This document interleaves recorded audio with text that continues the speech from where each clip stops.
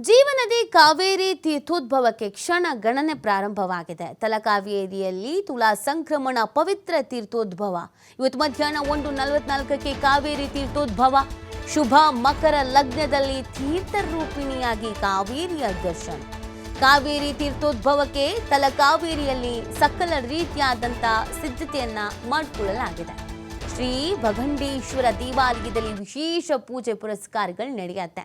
ಭಕ್ತರಿಗೆ ಯಾವುದೇ ತೊಂದರೆ ಆಗದಂತೆ ಜಿಲ್ಲಾಡಳಿತ ಸಕಲ ವ್ಯವಸ್ಥೆಯನ್ನು ಮಾಡಿಕೊಳ್ಳಲಾಗಿದೆ. ತೀರ್ಥೋದ್ಭವದಲ್ಲಿ ಡಿಸಿಎಂ ಡಿಕೆಶಿ ಸಚಿವ ರಾಮಲಿಂಗಾರೆಡ್ಡಿ ಅವರು ಭಾಗಿಯಾಗಲಿದ್ದಾರೆ ಎನ್ನುವುದರ ಬಗ್ಗೆ ಮಾಹಿತಿ ಸಿಗ್ತಾ ಇದೆ. ಇವತ್ತು ಮಧ್ಯಾಹ್ನ 1:44ಕ್ಕೆ ಕಾವೇರಿಯ ಉದ್ಭವ ಆಗುತ್ತೆ. ಶುಭ ಮಕರ ಲಗ್ನದಲ್ಲಿ ತೀರ್ಥರೂಪಿಣಿಯಾಗಿ ಕಾವೇರಿಯ ದರ್ಶನ ಆಗತ್ತೆ.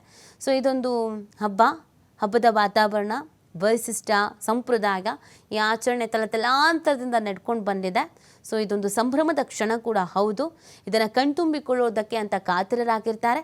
ಸೊ ಹಾಗಾಗಿ ಇವತ್ತು ಶುಭ ಲಗ್ನದಲ್ಲಿ ತೀರ್ಥರೂಪಿಣಿಯಾಗಿ ಕಾವೇರಿಯ ದರ್ಶನ ಸಿಗತ್ತೆ. ಇದನ್ನು ದರ್ಶನ ಮಾಡೋದ್ರಿಂದ ಸಕಲವೂ ಒಳ್ಳೆಯದಾಗುತ್ತೆ ಅನ್ನೋದೊಂದು ನಂಬಿಕೆ ಕೂಡ ಇದೆ. ಹಾಗಾಗಿ ಇದೀಗ ವ್ಯವಸ್ಥೆಯನ್ನು ಮಾಡಲಾಗಿದೆ. ಭಕ್ತರು ಕೂಡ ಕಾತುರದಿಂದ ಕಾಯ್ತಾ ಇದ್ದಾರೆ. ಜಿಲ್ಲಾಡಳಿತ ಸಕಲ ಸಿದ್ಧತೆಯನ್ನು ಮಾಡಿಕೊಂಡಿದೆ.